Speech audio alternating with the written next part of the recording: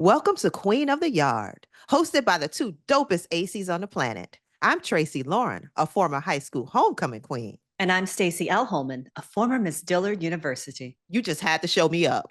Well, Tracee, your high school crown is cute, but this podcast is all about the HBCU campus queens, the drama, the magic, and the mission to reign the yard by any means necessary. Well, all right then. Let's get into it.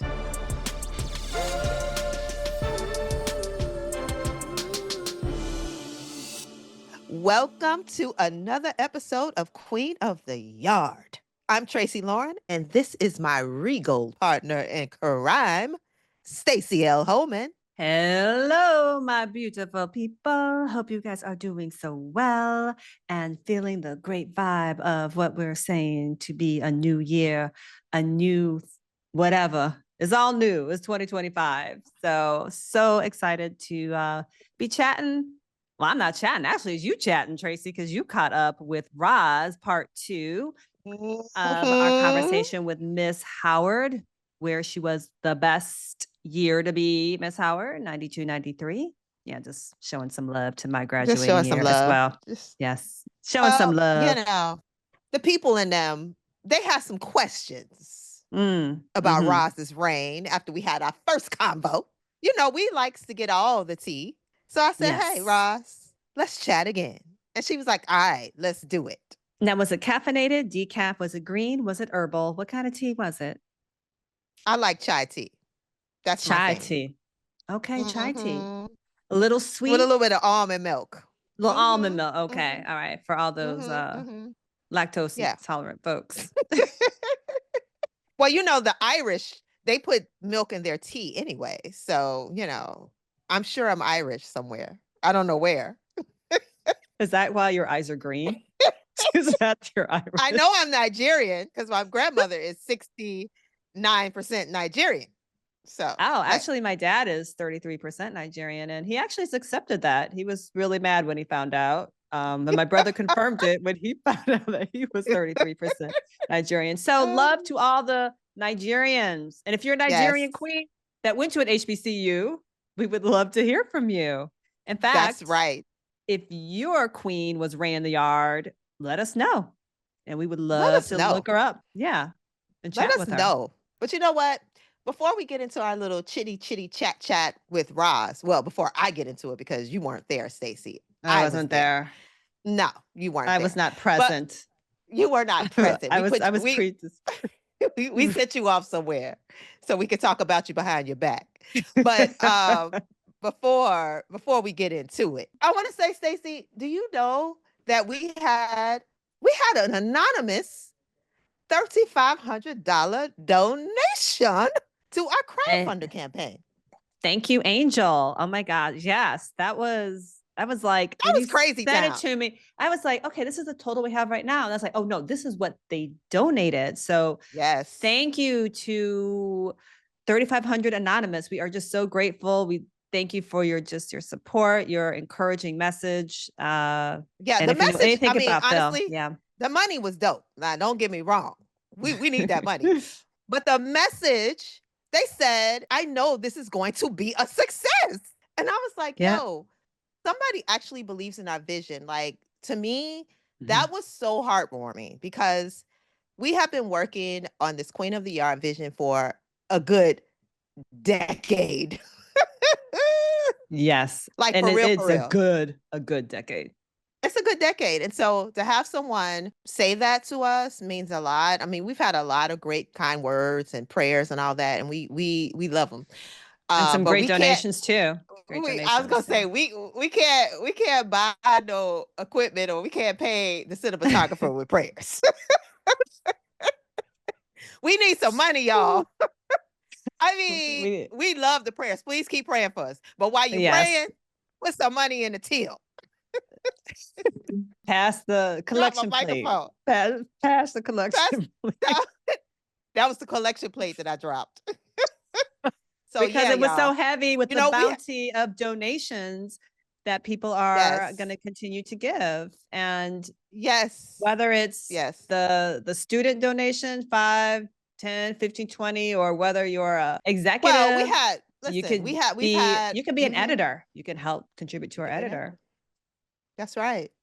You can. And honestly, it's all going to go to good use. So we are super excited right now. We're at $6,300, which is, listen, 3 weeks ago, we had $0. We had $0. Stacey and I started this crowdfunding campaign, kicking and screaming. We did not want to do it. Someone encouraged us. Thank you, Jessica, for encouraging us to get out there and do it. And so here we are, $6,300 later. We need more. So, hey, you can give up that Starbucks latte, give up that pack of cigarettes. No, seriously. Yeah. If you can sacrifice $5 or $10, we would really, or 30 or 40 or 3,500. Or we would really 4,500 or hey, 10,000 Visionary Circle. So check out our page because we have the Visionary, we have Crown Keepers, we have 5-Minute Club, we have lunch. You want us to eat? You want a happy crew? Feed them. We have editing, we have color correction. There's so many ways that you can support us and you can make these wishes come true. So we thank all of those who've given so far for really believing in the vision, believing in us. Many of you who've donated have been on this journey with us for a long time. Over a decade. Over a good decade. Over a good decade. If you graduated from an HBCU, or if you graduated from an Ivy League too, we don't care where you graduated from. But if you graduated from Big Ten, or Big Ten, or Big Ten, hey, shout out to Big Ten, baby. Yes, if you graduated, you want to be part of our alumni association, you want us to do a screening on your yard, then hey, make your yard be the one that donates the most money and gets us over our hump, and we're gonna do a private screening there. It is gonna be dope. And we're going to interview your queen. So let's make it happen, y'all. We thank you for all the donations. Seriously, we're being silly, but we're being serious at the same time. We're seriously silly. We're seriously silly. We're seriously silly. Get a t-shirt. Hashtag seriously silly. Seriously silly. So now you guys are going to get a chance to hear what I had to say with Roz, or what Roz had to say to me. Wait, how does it work? Anyway, we'll be back later. Roz, it's so good to have you back again. Thank you so much for just sitting down for a bit. One thing that really, really sat with us after your first interview, and what, kind of prompted a lot of questions from our listeners, was the proposition you got from the celebrity. And I want to dig into that a little bit. I'm sure you went through all kinds of emotions in that moment, but in hindsight, a few years have passed by. What are your feelings? And have you ever crossed paths with him again? This guy is one of the most famous people in the world and is highly respected and lauded. So no, I have not had the chance to be in their presence again. Would love to, in a working capacity, still respect the work greatly. What it taught me is that life is complicated. Yeah. Because if I said what happened to me, I would be a part of a movement. I wouldn't be just telling a story about something. It would become a whole thing. This person is huge. Wow. And maybe it would get brushed off. Maybe it would, whatever. But as I'm rising, I don't feel the need to make a protest of it, because it's no different than somebody that was not famous doing it. It was a man thing. It wasn't a fame thing. It was a man thing. And I think that would be my take on it, because I think that's what started to turn me off, because I could have continued on in the pageant world. I was enjoying winning. This is my second pageant that I won, and maybe there's a Miss Black America in it for me, or maybe there's a Miss America in it for me. I was a huge fan of Vanessa Williams. I said that, in our interview, I was a huge fan of Vanessa Williams. I was at a great spot in New York, in Harlem, at a poppin' time. Friends of mine was singing on the stage, which made me feel really good. I eventually got up and sang, that night. And there were other amazing celebrities at that huge table that sat in the center of that club in Harlem. There were other famous athletes. And, I got a look at, a couple of people that I recognized. It was like, oh, this is so cool. And when it happened, I took it in stride and I moved on, and it felt bad actually for my date because, it was like, wow, you probably should have said something. It felt like I was on display there, but we never had a conversation about it. But that informed me that that's not the guy for me. That informed me that this person is just a human being and that life is complicated. I get it. Because I would not give anything, but I would love to work with this guy. Like, this is the person you want to work with in your career. That means you're a legit amazing actress. So, look at me, right? I'm like trying to get my foot in the door of so many avenues of the entertainment industry, from voiceover to Broadway, and things pop when they pop. But I hadn't even thought about that incident before we, talked about it. Only when I think about Miss Collegiate and Miss Howard Times do I think about that. It's not something that like is on me or anything like that. I'm like, wow. I feel like I dodged a lot of bullets actually during that time. Mm-hmm. I really do. I feel like I, could have been caught up in some situations and be scared right now. we ain't gonna say nothing else. I could be really scared right now. But thank God I didn't. I just had a different path. And so I chalked that one up to just being like, okay, that was unfortunate. That it kind of hurt my heart because, you put somebody on a pedestal that's amazing and you get objectified and it goes, oh man, you just like everybody else, so it was one of those, it was one of those situations. Yeah. I mean, that had to have been disappointing for you. So you never saw this celebrity again in a personal capacity or any capacity? Hadn't had the opportunity to be in the same room since. When you see this person, how do you feel about him? Like when you see him in movies or whatever, what are you thinking? One of my favorite all-time performers. One of my favorite. Love their work. We'll never stop loving their work. It's very complicated. It is complicated. Yeah. That stuff is not black and white. I think a recent show that deals with that, I felt like in a good way, dealt with all the complexities of it, is The Morning Show, season 1 of The Morning Show. Oh, wow. Did you ever see season 1 of The Morning Show? Mm-mm. So season 1 of The Morning Show goes deeper, further, fortunately, than where you were with this. Okay. Fortunately, okay. I'm not saying, I'm going to say this, and I'm not belittling your experience at all. What I'm saying no. is, Mm-mm. Fortunately, yours stopped right there. Right. At that event and da-da-da. Yeah. But The Morning Show, there was actually sex involved. Oh, wow. And he didn't see it as rape. And I see why he didn't see it as rape. It's like you said before, it's complicated. And it wasn't that black and white, but it was definitely a power structure thing. And she was his subordinate.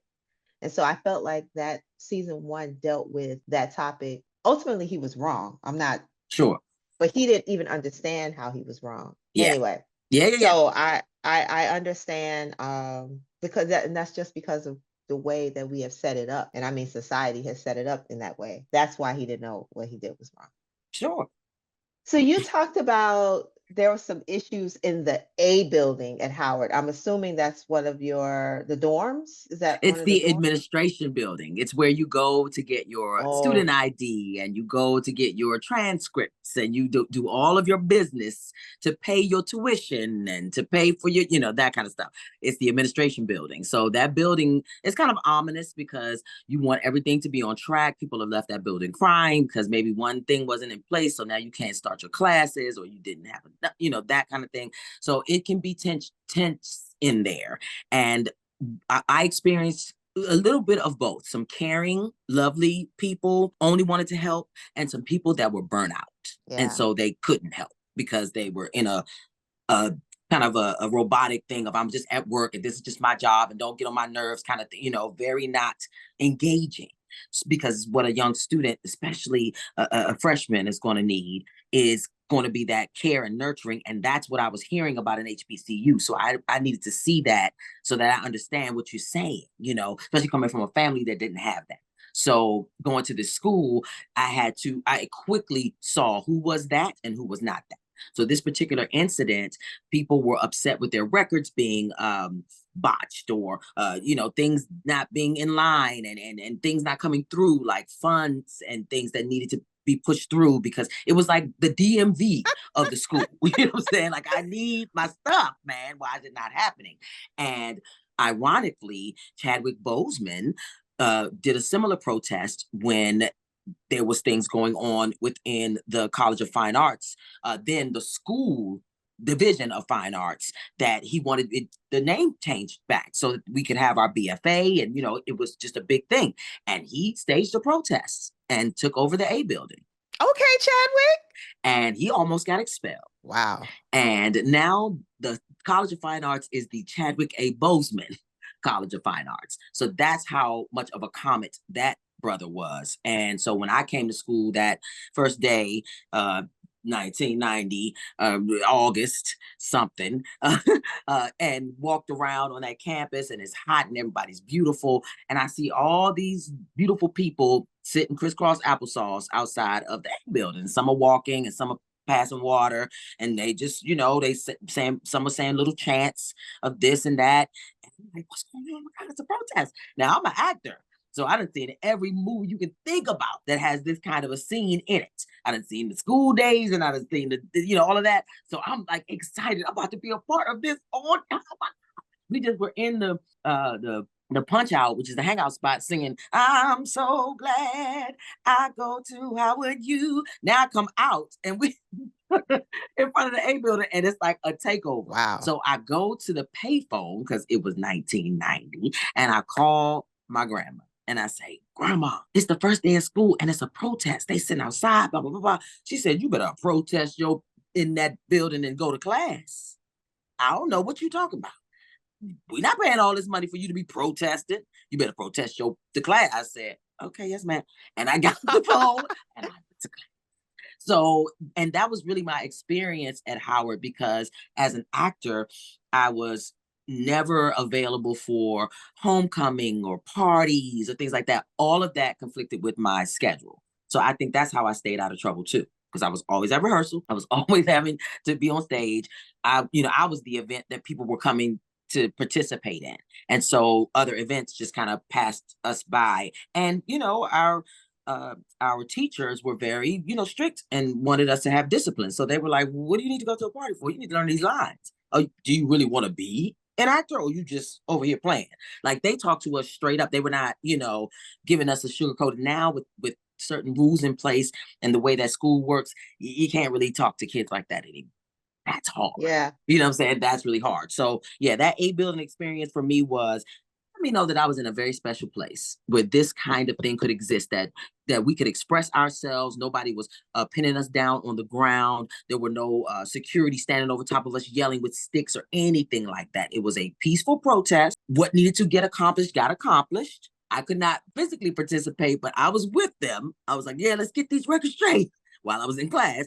But, it shows you how the world works. I think that was my first, I just feel like my whole college experience was so charmed because I got to see the world from so many different sides. And I think that Miss Howard was a huge part of that. It put me in a position to kind of look, as opposed to being in and trying to figure out whatever. I could just kind of step back and say, okay, I can help you this way. Okay, I don't think I can help you. Okay, well, I can help you this way. Okay, come on, let's go. It just made me feel like I was more accessible to do more good, with Miss Howard, even with the controversy, even with the conflict of pageant queens at the time. This is the 90s, having a reputation. I'm pretty sure the Mike Tyson case was circulating at this time during one of my reigns, either me, Miss Howard, or Miss Collegiate, or giving back the crown for Miss Collegiate.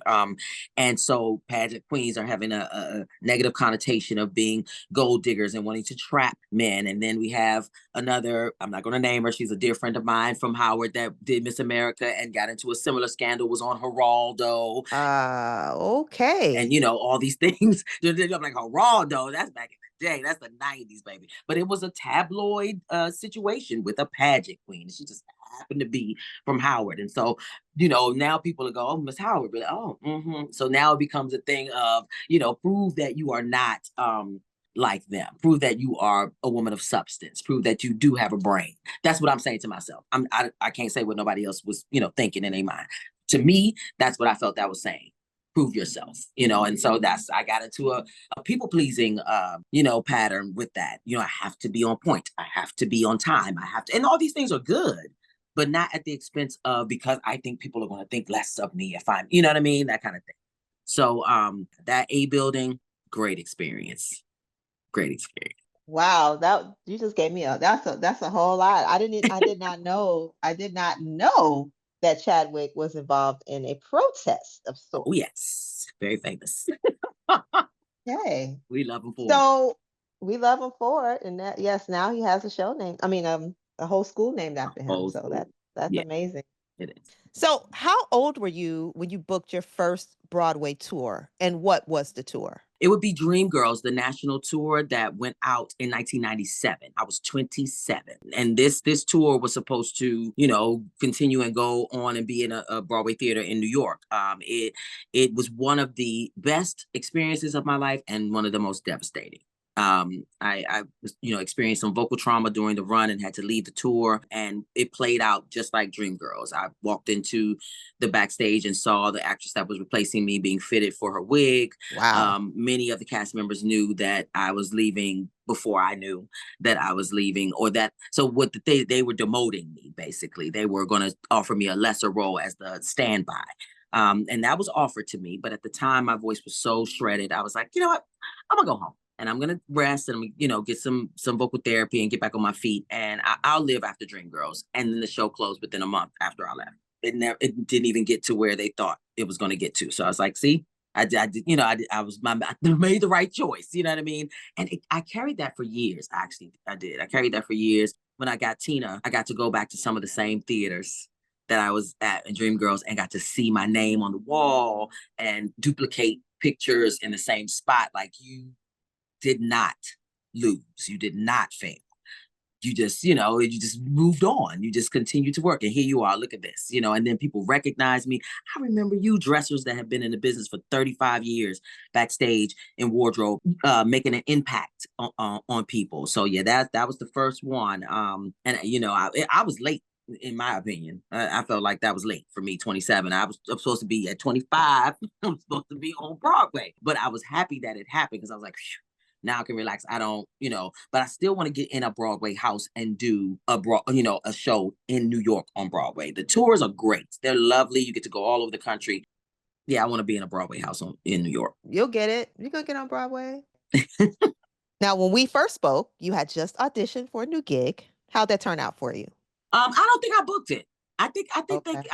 so something tells me I know who got cast. I know the director personally, so something tells me I know which direction they went in. I don't think I was quite old enough for it. We'll move on to the next one. Right. I mean, I'm already booked. Booked through March, so I'm really, really happy. Okay. So, and that came at the best possible of time. What show are you working on through March? So I'll be in Arizona at the Arizona Theater Company doing Blues in the Night. And it's two beautiful theaters, one in Tempe and one in Tucson. And they're like 500 or 600 seat theaters, beautiful, beautiful space. And, just one of those really cushy regional theater gigs that you kind of like to settle into. And it's a great show with a lot of good blues and a funny character that gets to be sexy. And, it's that kind of gig. And I'm working with legends like Billy McDaniel, who played the original Amos Behaving on Broadway, is the musical director. So I'm working with legends. So I'm like I said, I'm like, because at first I was like, well, okay, where's the work? And then it's just like, here you go. And it's just like individual gigs. And now this gig, and then I just signed with these new managers, get ready to go to LA Friday. It's a lot. Like, stuff is just happening. So it's just exciting right now. When do you start rehearsals? We start rehearsal December 31st. Okay, cool. Way to start the new year. Exactly. All right. You talked a lot about the socioeconomic factors and the expense of running a campaign, wardrobe being one of the biggest expenses. So how much did your dress cost? For my Miss Collegiate gown, I paid $200 at an Indian boutique in Prince George's County, Maryland. And Miss Grambling, however, had a sponsor, and her gown was upwards of $10,000. Oh, right. Oh, so okay. I wouldn't have been able to afford it. Yeah, exactly. I mean, even my Miss Howard gown was a pricey gown. It wasn't $10,000. It was probably $3,000, but it was donated. It wasn't, I didn't have to pay. I wore it and took it back, you know what I mean, kind of thing. But that dress that I bought from that Indian store was $200. And that was so wild because you know what? It was more so about the shape that I was in, I think, that it didn't matter. And now I understand that having gotten older, that, when you go back and forth, up and down with your size and everything, when you're a certain size, you can pretty much wear what you want to wear. And I was very fortunate to be able to just slip that dress on. It fit, it worked. And I used my summer job money to get that dress because I had a summer job from the time I was 14 until I was 21. No, I think I went even up into maybe 24, because I think it goes the adult section of the Marion Barry Summer Youth Employment Program. Go from age 17 to 24 for the adult component of it. From 14 to 18. Yeah. So it's 14 to 18 for the kids and 18 to 24 for the adults. So I did that all the way up through college. So I think I used my little check from my summer job to get that dress. Because I don't think I was in a show at the time. Listen, people want to talk about why folks went so hard for Marion Barry. That's why. Because Marion Barry definitely looked out for the people. Yes, he was smoking crack. Hey. And some of that was, he did get set up, he got whatever. He did. But that man looked out for the people. And that's why people went hard for him. That's why. Seniors, youth, he took care of the people. He was a man for the people. And he knew how to do this programming. He created more Black wealth than any other of his constituents. Like, he did amazing things. So, yeah. No, we love Marion Barry. We have a street name after him. Yes, we do. No, we love Marion Barry without the crack pipe. But he did a lot of great things, and so it's a good study. And it's opposite of what somebody else we know, like that people think he's gonna do something. He's not. Marion Barry was actually doing something, and yes, he did get caught up in some criminal activity because of his addiction, but he literally was doing things. Right. I know that, and I wasn't living nowhere near Washington, D.C. Absolutely. So I kind of want to revisit the haters. We always like to call out the haters that boycotted I believe it was your ceremony after Miss Collegiate African American. So the morning after my winning the Miss Collegiate African American pageant, there was supposed to be a ceremony for me on the beach. All of the other contestants were supposed to come and dress in white. There was supposed to be a ceremony where we kind of took some African traditions of the pouring of the water, the libation, and a prayer, and then everybody could go on with their day. But just to say we support you and we're so glad, kind of thing. Well, I get down there at 6 a.m., which was the time that everyone was supposed to be there, and myself and one of the 54 other contestants came. Wow. Yeah. She was a very lovely young woman. But I do remember getting messages from Miss Wilberforce and 2 other queens apologizing for not coming. Because what happens is peer pressure, right? They wanted to come, but then they were pressured from the other queens. Don't go down there, kind of thing. You don't need to go down there. She already won. What we need all this for, kind of thing. Don't you? She's supposed to love the Lord. And we down there doing rituals, and they try to make it a religious thing. They try to make it a spiritual, because it was a lot, But that helped me pay my tuition for my senior year, which I did not know. How that was going to happen. So I wasn't sad, and I was grateful to the one young lady that did show up, and grateful to the person from the pageant who wanted to even do that for me. I thought that was really beautiful for her to do that. Yeah, I just moved on and went about the day. But I did get, like I said, I did get those messages from those other queens, maybe 4 apologizing. But I know the pressure of trying to fit in, and the whole thing, and it was big hoopla backstage when I ended up in the top 8. One young lady literally packed her things and left, and the pageant wasn't even over yet. She was just like, as soon as she heard my name in the top 8. So just imagine if my name wasn't in the top 8, what would her reaction have been? Would she have become the complete devil and said, "Good, I knew you wasn't gonna make," what I'm saying? Like, what would have happened? Or would she have been like, oh my God? I don't know. I don't know. When people have that kind of visceral reaction to something that I don't really think, it was important to me, don't get me wrong, at the time. But this ain't brain surgery. Yeah. You know what I'm saying? So why is it that visceral a reaction like that? So something deep down. And for me, like I said, pageants weren't about my self-esteem. That wasn't about that. For me, it was just about a way to expand my territory. Like I was reaching people and I didn't realize, especially once I started to go on tour and go to the different HBCUs. Once I got on that tour, man, the connections that I made, they had me at elementary schools, radio stations, all kinds of events, store openings. It was great to be able to call home and tell people, okay, well, I'm in Winston-Salem this week, and we over here, I didn't have a thing, at the time. We didn't have social media, so I was calling people, telling them. And some of my friends from back then, they still remember. I remember that time you told me about, and meeting the mayors of the towns and things like that. So that one incident of those young ladies not showing up, like I said, another reality check.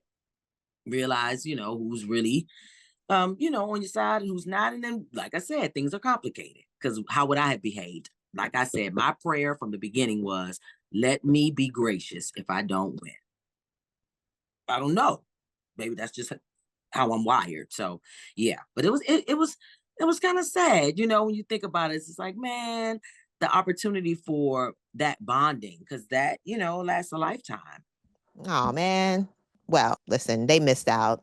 But our brains, to be fair, are still forming until I think like 25 years old. And, society has made us competitive, especially women. And so, like you said, it's the peer pressure and everything just piling on. So it was kind of sad that they didn't attend your ceremony, but I get it at that age. And I'm glad those other girls reached out to you. That was cool. So after your Miss Collegiate African American victory, you pretty much hung up the tiara. Why? I never did another pageant after Miss Collegiate African American because I was a little bit older at the time when Miss Collegiate, giving back the crown. It was 1995. I was 25 years old. And this is not, you're not digging into anything. I became pregnant and I was not able to keep the baby. And my life changed. And I decided that it was more important for me to have a good life and to pursue, my actual dreams of, Broadway and I'm still teaching and I'm still trying to grow and everything. And it just grew me up. Mm-hmm. And then soon after that, seeing the other scandals happen with the Mike Tyson and with the other young lady from Howard, I was like, yeah, I don't want to be in this world. I really don't. I don't care about it as much as I do care about being on stage and being in the presence of other artists and creating, and that I don't care about it like that. And there were other things that there were other things that happened as a result of Miss Collegiate that were a turn off, because it was just it was not just a pageant. It was also a television show, which had a whole other component where I am interacting with people. And, now it's the entertainment industry. So it's more than just a pageant. And so I'm interacting with people. I'm starting to see horns. Wow. I like to call it, when people start to show their, their real selves and how desperate they are for fame or fortune, that they will step over you or misuse you or, proposition you to get whatever boost of power they need to move forward. I saw way too much of that right after Miss Collegiate. I think because it's a TV show, I was, moving in circles after that. That's how I met my new manager. She was, at the time, she was, well, she still is an actor. So, but younger and doing her thing. And we met at a party 30 years ago. Had no idea that, all this time passed now, she would be handling my career. So, and that's, I tell my students this all the time. You got to be careful, how you behave and how you move, because these relationships are important. And that's how we keep working. And that's how we keep creating and growing. So please don't put yourself in a situation where somebody says, nope, not her, or nope, not him or them. That's really the upshot of that. I never did another pageant because that just wasn't my life path. Yeah. Wow. Yeah. Oh, I'm sorry about your baby. So you lost your baby, or you put your baby up for adoption? I terminated the pregnancy. Yeah, it was devastating. I'm 25, Yeah. And certainly felt grown enough to have a baby, but was not ready. And right now, oh my God, if I was 25 and had to make that decision and in a place where it might not be able to happen because of whatever or whoever, listen, and so, therapy is amazing and wonderful because I've been able to work through some things, that maybe I wouldn't have been able to work through if if that thing wasn't in place. I just think that women's health centers around much more than just our reproductive system. And so because we are wired differently and we cannot deny that. You know what I'm saying? You can say no, like we there's different needs. And so yeah, it just like I said, that changed my life. I was just like, well, first of all, I need to be more cognizant of, who I'm moving with because, it's my body, yes, but still, this is, obviously a reflection of what's going on in my life that I'm not ready right. Either I'm going to get ready because the next time, and here I have a 24-year-old and a 22-year-old. So, and that it was just that simple. There was never any other question. I was healed. I did my therapy. I, placed it. I moved on. I still think fondly, of the life that was growing inside of me. I've made peace. I love God. God loves me. Thank you, God. And my sons are absolutely beautiful human beings. And I have 2 grandsons. So obviously it was meant for me to have children, just not then. So yeah, and I feel very blessed. I've never been ashamed. This is a season out, obviously, of me telling my business because I'm going to be talking like this about stuff. But I love it because the last time I told my business, I shaved my head. And that was a what you couple gonna do Sundays this ago. time? Huh? Oh, That, you just shaved your head a couple Sundays ago. couple Okay. Sundays ago. Because I was sick of being in the house in wig caps and just hiding from myself. What you hide from? Your hair coming out. Shave it off. You're fine. You're fine. But it took me a year of trying to grow that little piece in the top. What you doing? That thing out of here. So, and stop worrying about that. Get you some cute earrings, beat your face, and keep on pushing. So, in a lot of ways, I feel like my pageant experience, the unique experience that I had, being the one that was kind of cast aside, being the one that was kind of not really, everybody didn't get with, helped me to be stronger in these situations where I just got to make a decision. Okay, and God got me. Let's go. So yeah, and just being able to look back now, and then the respect that we have for each other. The homegoing service for our friend from Howard. Miss Teapot. Seeing my other pageant queens there, and us greeting each other as Miss Howard. Like that's what it's all about. Nobody has that but us, and it just makes us, feel really, really, really special. So well, you are special, and I thank you for sharing I thank you for being open and honest and just vulnerable to share. You never know. absolutely. That was something. It was something. I did not expect most of that. And I really was just grateful for her just opening up, because when you share that part of yourself, and especially when you open yourself up to the public and you open yourself up to all kinds of wacky criticism, because everybody on the internet is perfect, obviously. Oh, very perfect. They always so got something to say. perfect. So perfect. Everyone's got an opinion. Everybody's got an opinion. And so she was just really, I just didn't expect it. And so that was what was so pleasant about it. And she wasn't like, she didn't put any disclaimers on it, like, oh, don't edit that out. She was like, no, like, run with it. Just being vulnerable, being open, and why she was Miss Howard, and just the poise, the grace in telling her stories, the hard stories, the hater stories, all of it. So I just am really grateful. Thank you so much, Roz. I really appreciate just you talking to us twice. And I look forward to just keeping up and seeing what she'll be up to next. And we'll be looking for her name on the bright lights of Broadway, folks. Yes. So, before we sign off, guys, don't forget to be a cutie. Like, follow, subscribe to our channels on YouTube, TikTok, and Instagram at Queen of the Yard TV, on Facebook at Queen of the Yard, and on Black Twitter at _Queen of the Yard. Be a hero. Support our crowdfunding campaign to make Queen of the Yard a hit TV series at crowdfunder.com/Queen of the Yard. and be sure to tune into our next episode, because we are family. That's all we can sing before they start asking us for our crowdfunder money. license. Exactly. We are so excited to talk to some queens of an amazing family, the Johnsons. Get ready, Rattlers. It's something about those Johnsons, because we talked to another family of Johnsons. Yeah. In later episodes. We're just exactly. The Johnsons are running things. The Johnsons are legacies. There's something about the Johnsons. So, you Rattlers, get ready to that's a snakes. That was really terrible. That was almost as bad head. as your British accent that you did. Anyways. Well, let us hear your rattlers, but most importantly, be sure to tune in. We're really excited to talk about this amazing, amazing family. And until then, I'm Tracee Loran. And I'm Stacey L. Holman. Peace. Peace.